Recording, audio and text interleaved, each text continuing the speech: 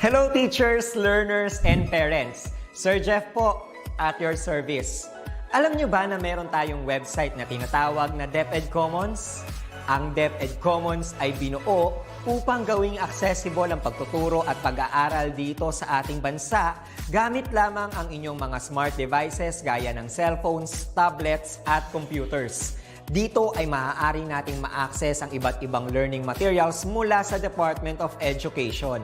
Meron itong mga interactive materials, electronic self-learning modules, at instructional video lessons mula sa DepEd TV na tiyak na makatutulong sa pag-aaral ng mga mag-aaral galing ka man sa public o private school. Walang problema dahil welcome ang lahat dito. Para ito sa mga guro, magulang at mga mag-aaral mula sa kinder hanggang grade 12, alternative learning system o ALS, at pati na rin ang special education. At huwag kang mag-alala dahil kahit walang load ay maaari mong ma-access ang mga learning materials. Tama! Libre ito. Ang kailangan mo lamang gawin ay i-on ang iyong data at buksan lamang ang iyong browser at i-type ang commons.deped.gov.ph. Alam na ba ng iyong mga kasamahang guro o mag-aral ang tungkol sa DepEd Commons? I-share mo na ang video na ito upang matuto rin sila kung paano gagamitin ang DepEd Commons sa mabilis at napakadaling paraan. Muli, ito po si Sir Jeff at kita-kits po tayo sa DepEd Commons. Paalam!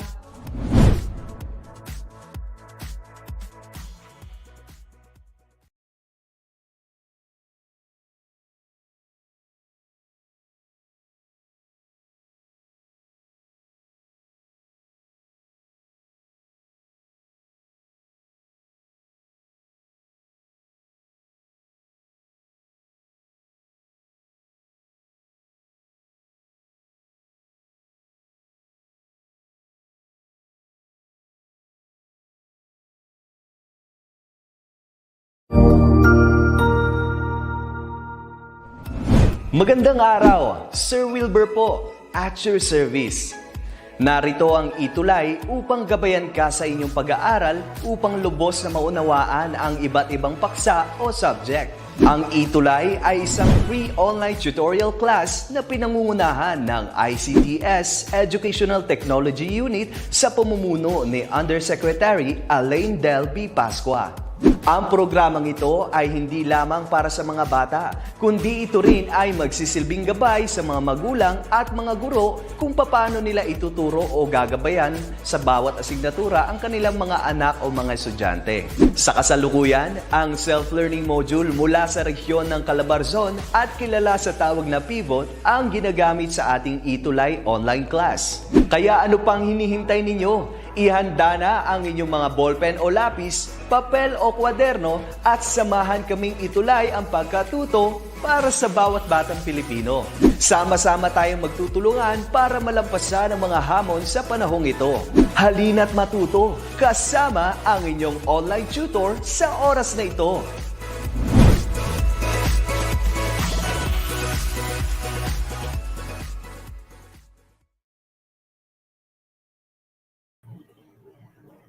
Hello!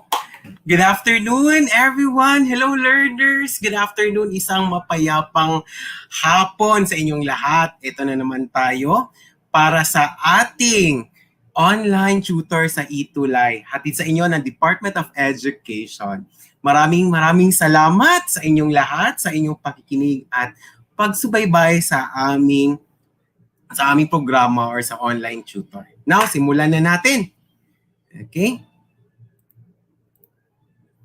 Ngayon, pag-aaralan natin. Hello? Okay. Pag-aaralin natin ang tungkol sa... Okay, yun. Sorry, pasensya na. Okay, wait lang. Ayan. So, yun. Pag-aaralan natin, ako nga pala, once again, ako nga pala si Tutor Rogar. Hello sa inyo. Ako'y galing sa Division of Davao City. Hello po, magandang hapon po sa inyong lahat. Okay, naway nakakain na? Okay na po ba? Busog na po ba tayo? at saka maligaya at ako'y nagagalak na maging tutor nyo sa umaga nito, sa hapong ito. Okay, our topic for this afternoon is all about motion in one dimension. Actually, this is just a continuation of what we have learned from, I think, 2 weeks ago. Yeah, so medyo matagal-tagal tayong namahinga. Not totally namahinga, pero yung short break lang siguro. Oo, just to observe our Holy Week. Okay, so again, this is a quarter 3, module 1. Ayun. Sige. Balikan natin. By the way, our module is taken from the science module, particularly in Davao City Division. And the writer is Ma'am May Giniverly A. De La Cruz at inedit ni Ma'am Lady Luviminti Basuel at ni-review ni Ma'am Christine Hope Cagorol. Ayun. Okay, now let's have our most essential competency. So our most essential competency, and that is the continuation of describing the motion of an object in terms of distance or displacement, speed or velocity, and acceleration. Yun. So, mayroon tayong dalawang objectives for this day. We have 2 goals. Number 1 is to differentiate the speed and velocity. So pag-aaralan natin ngayon, ang pagkakaiba pag sinasabi nating speed at pag sinasabi naman nating velocity. At ang pangalawang objective naman ay we're going to calculate the speed and the velocity. So we're going to solve. Huwag kayong matakot mag-solve or huwag kayong matakot sa matematika. Kasi simple lang po ito kasi grade 7 pa po, di ba? Okay, ayun. So by the way, kamustahin ko muna kayo. So, kamusta? And are you ready? Ready na po ba? Okay, so wag kayong mahiya ha. Just comment and chat in our YouTube or in our Facebook accounts. Thank you so much. Okay, before we proceed, let's have our pre-test muna tayo. So this is to know how far you've learned about the topic. Okay? So let's have number 1 is which of the following best describes scalar quantity? Is it A, it has direction only, B, it has magnitude only, C, it has both direction and magnitude, or letter D, it has no direction and no magnitude? Ano kaya ang sagot dyan? Okay, so huwag kayong mahiya. Mag-comment lang kung ano kaya ang sagot. Okay, ang sagot ay letter A. It has direction only. Now, let's go to number 2. Which of the following is an example of speed? Is it A, 0.57 meter per second to the west? Letter B, it's 1.23 meter per second northwest. Letter C, it's 3.56 meter per second south. Or letter D, 4.75 meter per second. Ano kaya ang tamang sagot? Okay, ang tamang sagot ay letter D, which is 4.75 meter per second. Let's proceed to number 3. Which of the following as an example of velocity? Letter A, it's 6 meter per second. Letter B, it's 10 meter per second. Letter C, 7 meter per second. Or letter D, 9 meter per second to the west. Okay, so ang tamang sagot ay letter D. Yun. Okay, let's go to number 4. Number 4. The boys walked a 200-meter distance path. It takes 5 minutes for boy A to finish while 10 minutes for boy B. How do you compare their speed? Okay, letter A. Boy B is faster than boy A. Letter B. boy A is lower than boy B. Letter C, they have the same speed. Or letter D, boy A is twice faster than boy B. Okay, so what's the correct answer? It's letter A. The boy A is twice faster than boy B. Yan, so natapos na din tayo sa ating pre-test. Now, let's unlock the terms. So these are the terms that we're going to meet soon or later. So bibigyan natin sila ng definasyon. Okay, what is speed? Speed is how fast or slow the object travels. And it is a scalar quantity. Okay, so pag speed, ito yung kung gaano kabilis o kahina yung isang bagay o isang tao. Pag sinasabing scalar quantity naman, it means it is a quantity that can be completely described by a magnitude only. That is simply a numerical value and a unit. So therefore, this is just a magnitude. It could be described into only a value or just a unit. So that is a scalar quantity. Okay? So it talks about only the magnitude. It talks only the value. What are the values? Those are numbers like 1, 2, 3, 4, 5, and so on and so forth. Okay, now let's proceed to velocity. Velocity, it is the rate at which an object changes its position. And it's under vector quantity. So si velocity, it's also a motion, it's a speed, which is, ang difference lang niya is it's a vector quantity. So what is vector quantity? A vector quantity is a quantity that can be completely described by a magnitude and a direction. So ang pagkakaiba nila is that si vector quantity ay may value at the same time may binibigay na direction. While si scalar quantity, it only refers to a value or a numerical value. So under with the vector quantity is the velocity, and under the scalar quantity is the speed. Okay? So para lubos nating maintindihan, unahin muna natin si speed. Pero meron akong konting story. Okay? So okay. By the way, before we proceed to our story, let's meet first the fundamental physical quantities and units of measurement. Okay. So yun. Ito yung mga mamimit natin soon as grade 7 learners. Kaya kailangan natin itong i-familiarize. Kung hindi kayang i-memorize, kahit i-familiarize lang natin. Okay, so simulan na natin. So pag sinasabing physical quantity, it's length and distance. And the quantity symbol niya is small letter L and small letter D. Pag sinasabing base unit name ng length and distance, it could be meter. Okay? And the unit symbol is a small letter M.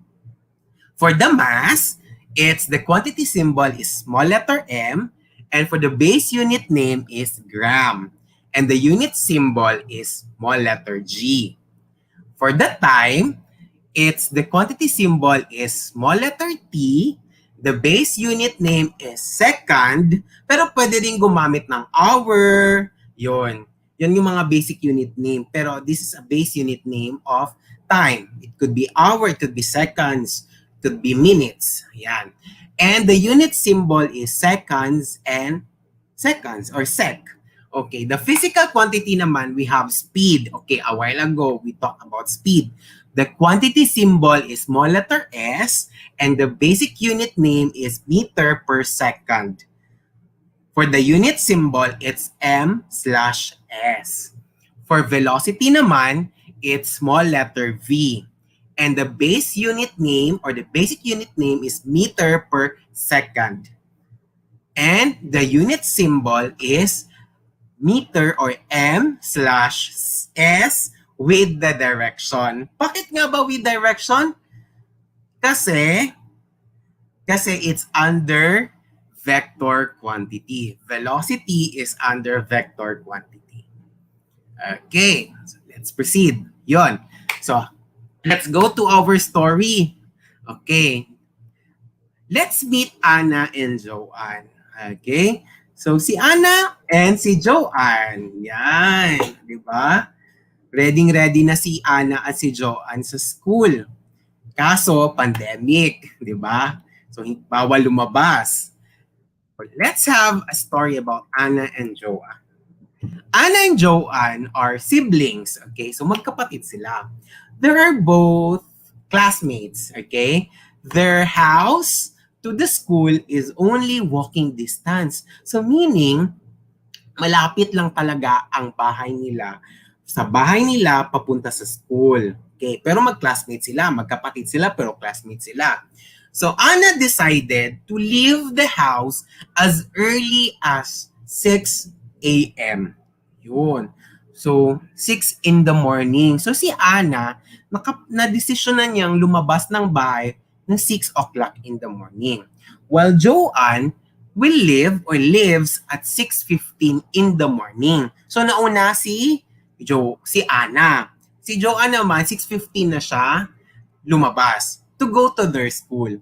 Both arrive at the same time. Wow! Pero they arrive at the same time. Who traveled faster? Yun. Ang tanong, who traveled faster? Do you think? Diba? Okay. Is it Anna or Joanne? The correct answer is it's Joanne because she travels lesser time than Anna. Diba? Ang bilis-bilis kaya ni Joanne, kahit na 6:15 siya dumating, nakahabol din siya at sabay na sila pumasok sa silid-aralan ni Anna. So, ano kaya ibig sabihin nito? Okay. So, meron tayong tinatawag na si Joanne ay mas mabilis kaysa kay Anna, kaya si Joanne ay mas mayroon siyang speed. Okay. So, once again, speed, how fast or slow the object travels, and it is a scalar quantity. So, mabilis si Joanne. Okay, next. Now, speed has its, what we call this, more samples of speed. We have 80 kilometers in 1 hour for a car, and another speed of an airplane, which is 800 kilometers in 1 hour. Wow. So, among of the two, the car and an airplane, which among the two is the fastest? Of course, obviously, it's the airplane. Yun. Thank you. Now, let's have, kasi part of the objective is to compute the speed and the velocity. Now, let's have first the speed. So, this is the basic, it's a very basic computation or the formula of speed. Speed is equals to distance over time. So you need to find the distance and the time in order for you to calculate and to solve what is the speed of a certain object. Okay, next. So let's try this problem sample. Let us find the speed of a car that travels 150 kilometers in 3 hours. Well, imagine, for 3 hours, the car already travels 150 kilometers. Now, we have to find the speed of the car. Okay. First and foremost, you have to know and to identify the, what we call this, the information, the distance and the time. So, let's have the given. Distance is equals to 150 kilometers. Time is equals to 3 hours. And the speed is unknown. So if we say unknown, hahanapin pa natin. Okay? So ready na ba kayo? I think you are all excited to answer this. Okay, so let's have the solution or Okay, by the way, we have to know the formula, which is S is equals to, or speed is equals to distance over time. Okay, let's have the solution. Small letter S, or speed, is equals to 150 kilometers, which is the distance, over 3 hours.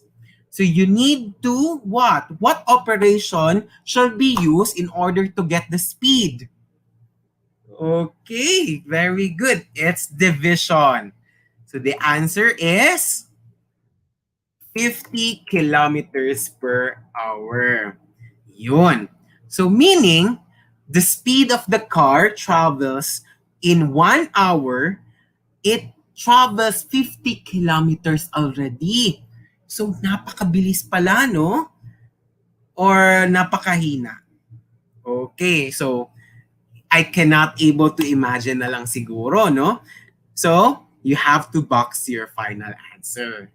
Yun, sabi ng teacher namin nung dati, when way back high school, you were wrong daw pag hindi nakabox yung final answer para daw malaman kung saan talaga dito ang final answer mo. So, you have to box your final answers or answer. Okay, so now let's proceed to our velocity. So ano kayong pagkakaiba again ng velocity?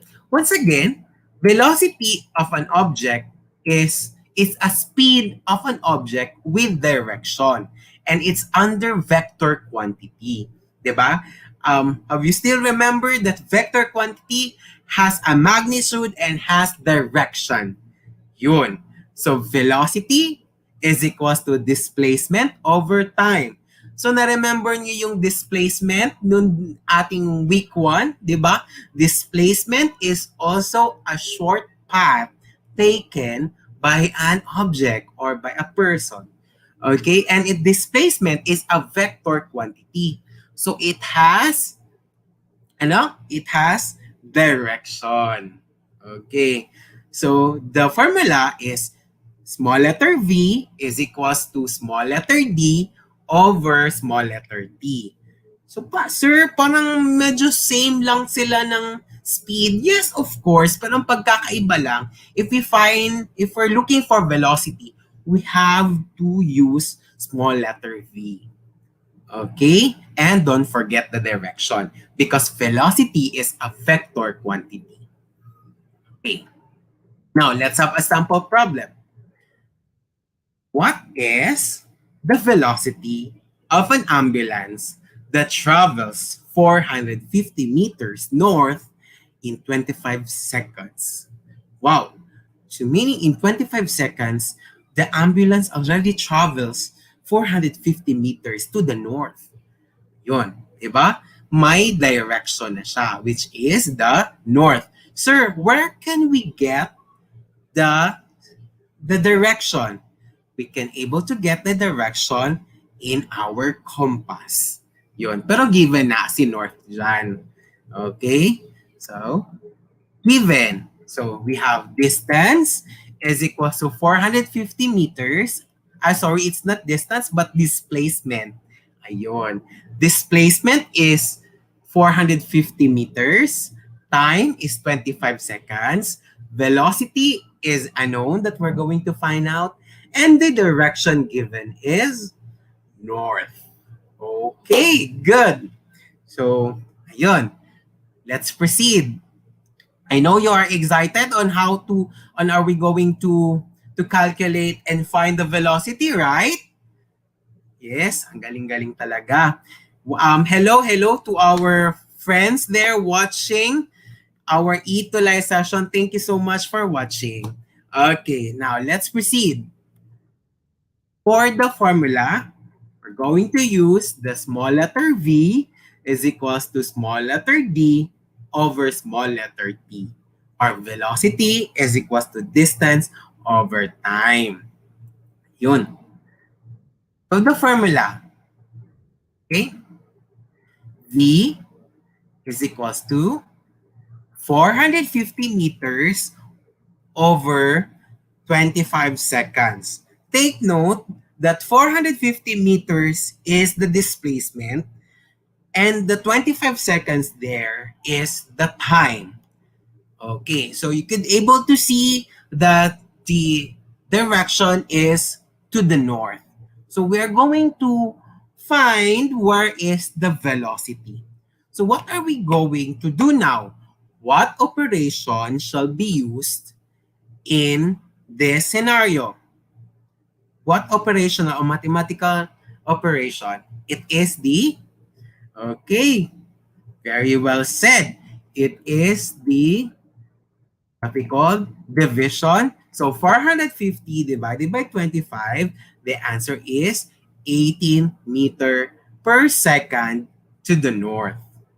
Okay, and box your final answer. Ayan, di ba? So we already know how to solve the speed and the velocity. At the same time, we already know the differences between the speed and the velocity. Okay, so at this time, we're going to summarize what we've learned from from the last week discussion about distance and displacement, and also today's discussion about the, what we call this, the speed and the velocity. Okay, so distance and displacement are both used to indicate the length of 2 points.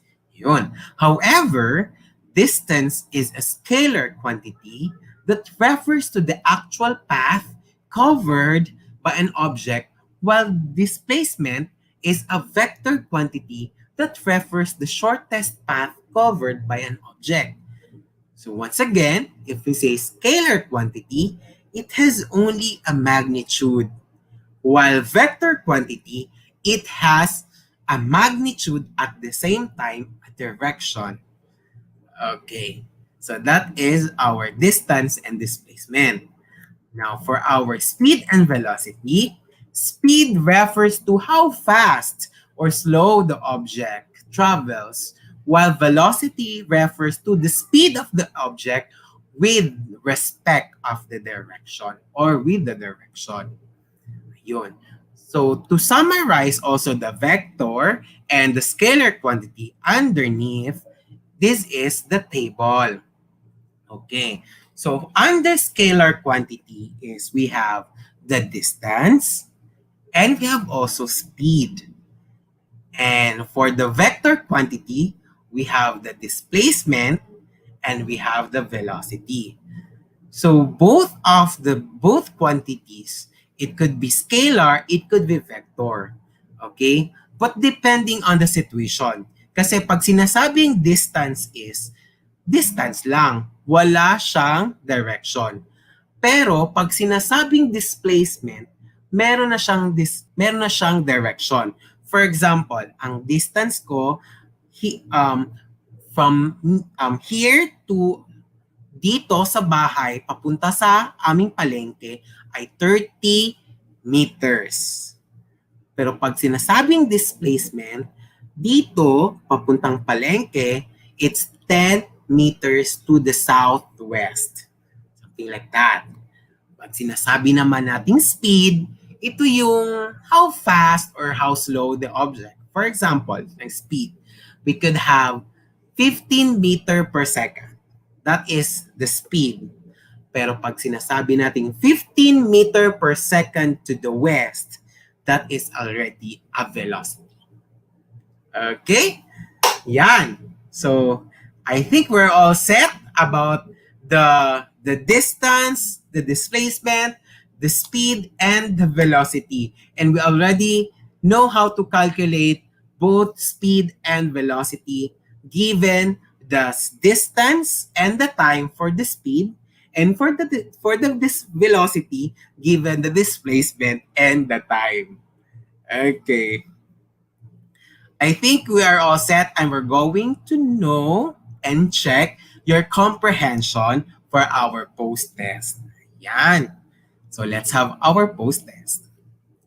Yan. Ito simple lang naman, so you can answer easily our questions. Okay, number 1.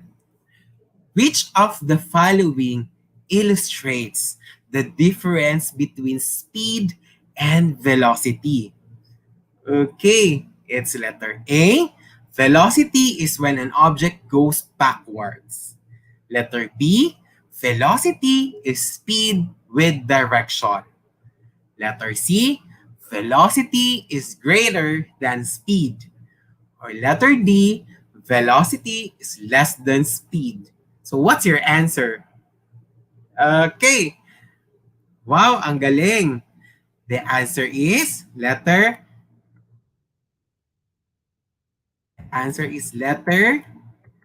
B. Ayan. So it's the velocity is speed with direction. Don't forget that velocity is under vector quantity and it must have a direction. Okay. Proceed. Number 2. What should be considered in determining the speed of an object? A. The mass and the volume of the object. B. The shape of the object and how far it moves. Or letter C. The weight of an object and the time took to move. Or letter D. The distance covered and the time it took the object to move. What do you think is the answer? Okay, you got it right. The correct answer is letter. Yan, medyo matagal ang ano. Yan, it's letter B. The distance covered and the time it took the object to move. So don't forget, because the speed, it has a formula of distance over time. Okay.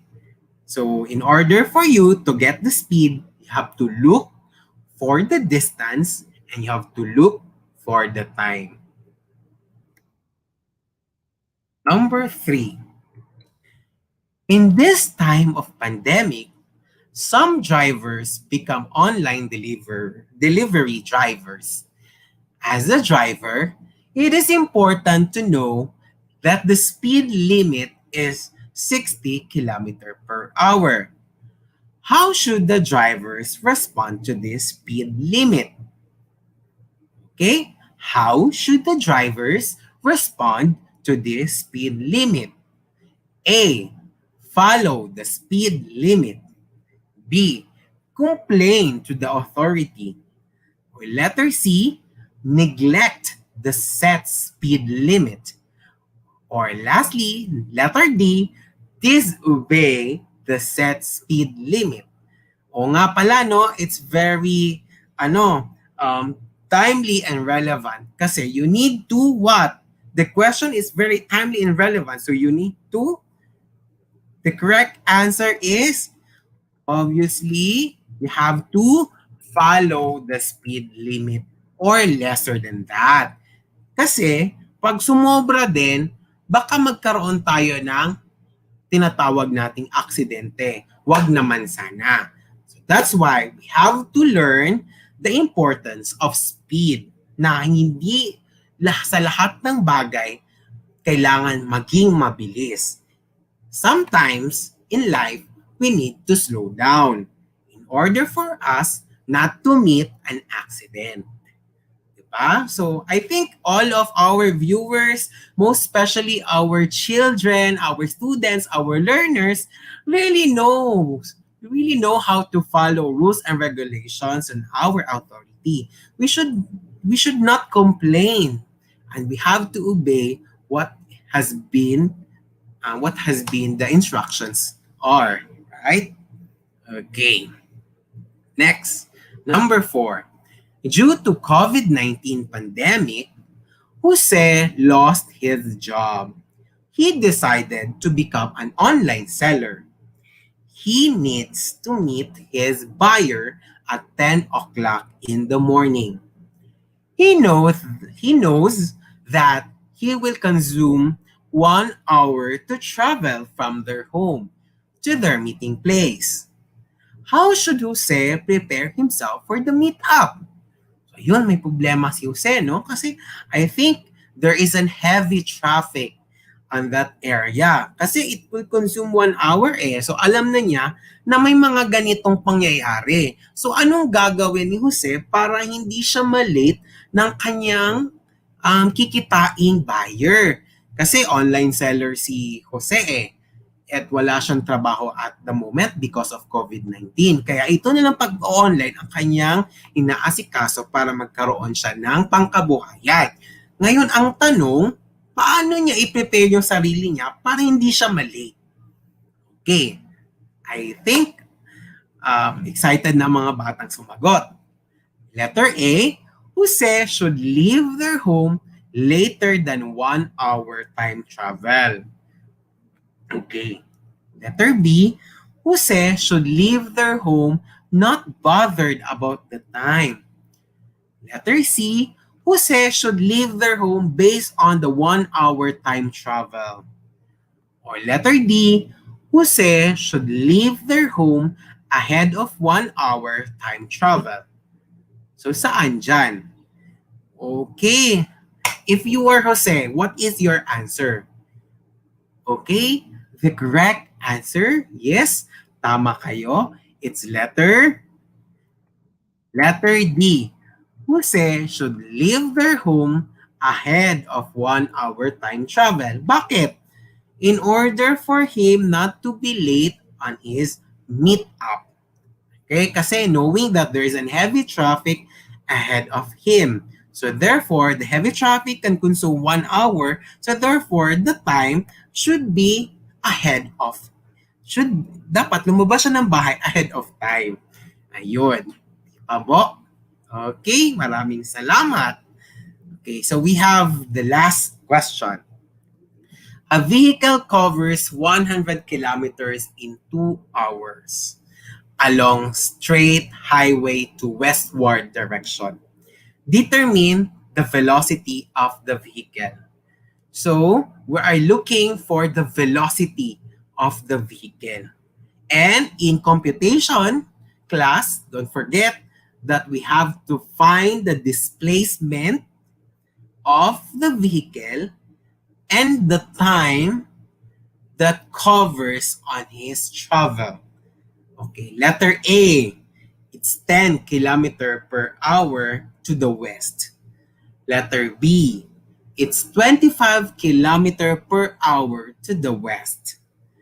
Letter C, 50 kilometers per hour to the west.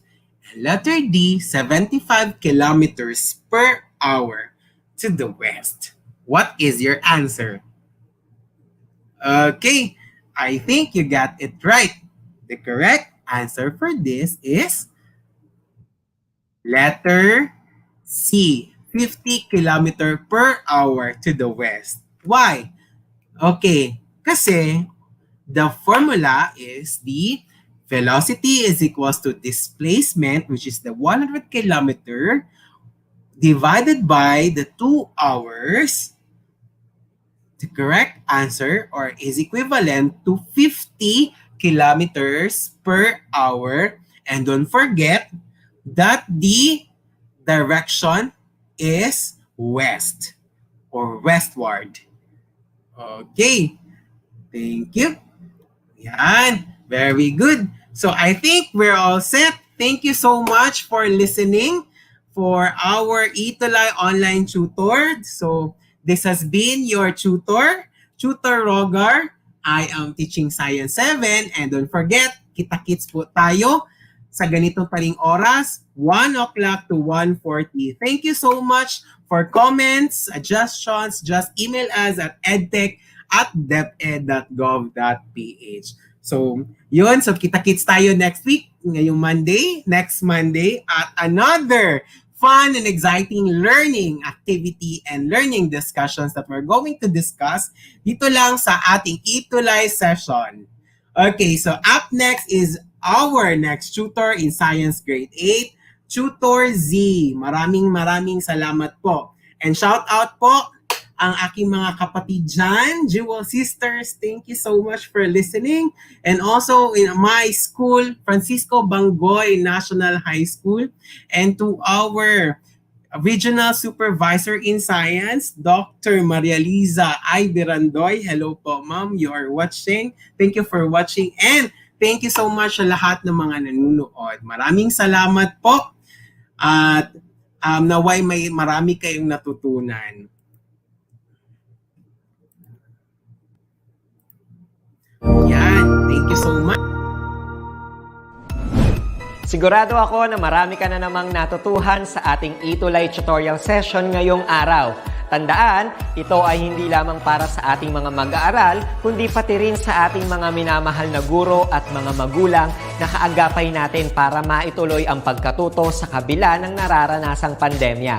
Patuloy ding sumubaybay sa DepEd TV para sa mga araling ginawang video episodes. Mapapanood ito mula Lunes hanggang Sabado, alas 7 ng umaga hanggang alas 7 ng gabi sa inyong mga telebisyon. Abangan bukas mula 1:00 ng tanghali ang iba pang aralin sa ating ETUlay free online tutorial session sa English. I-like and subscribe at manatiling nakasubaybay sa ating ETUlay tutorial session sa DepEd Edtech Unit FB page at Educational Technology Unit channel sa YouTube at sa DepEd Tayo at DepEd Philippines social media accounts. Paalam!